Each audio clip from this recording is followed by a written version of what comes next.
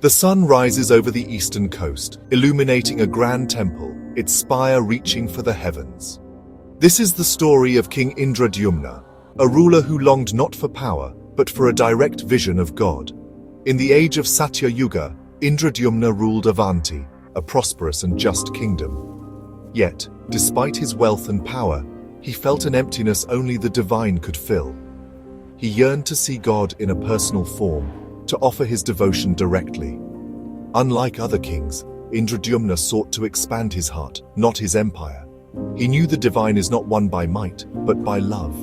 His quest began with grand sacrifices and acts of charity, hoping to please the Lord.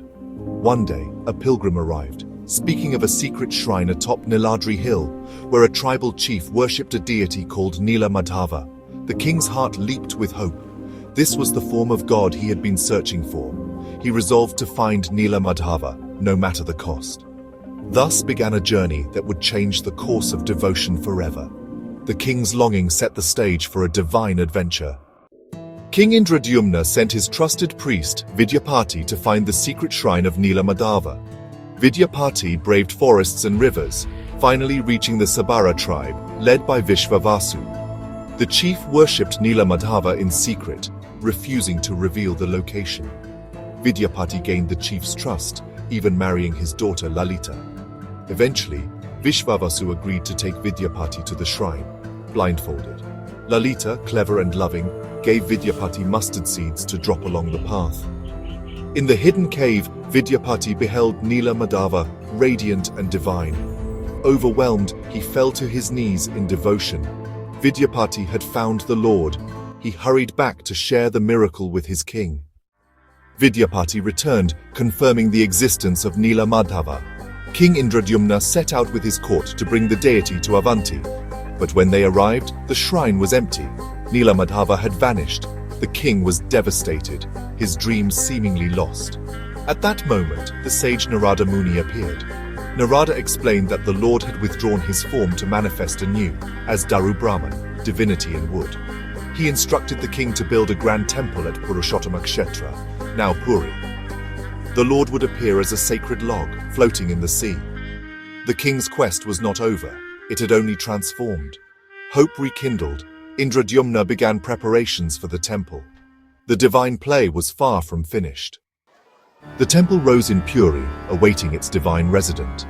One day, a sacred log marked with divine symbols floated ashore. The king and his men could not move it until he joined hands with Vishvavasu, the humble devotee. Together they easily carried the log to the temple. The finest sculptors failed to carve the wood until a mysterious old carpenter appeared. He agreed to carve the deities, but only if left alone for 21 days. The king consented, but impatience grew when silence fell after 14 days. Fearing disaster, the king opened the doors early. The carpenter, Vishvakarma, the celestial architect, had vanished. On the pedestal stood the unique forms of Jagannatha, Balabhadra, and Subhadra. Their appearance was unlike any seen before, seemingly unfinished, yet radiating divinity.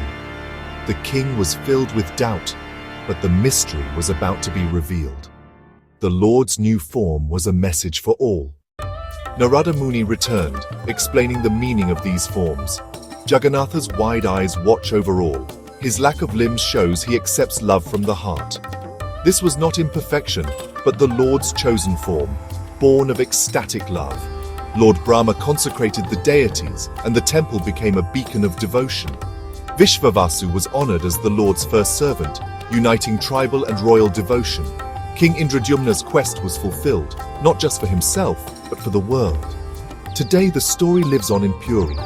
Each year during Ratha Yatra, the deities ride chariots through the streets, blessing all.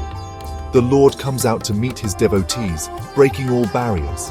Jagannatha is the Lord of the universe, accessible to every heart.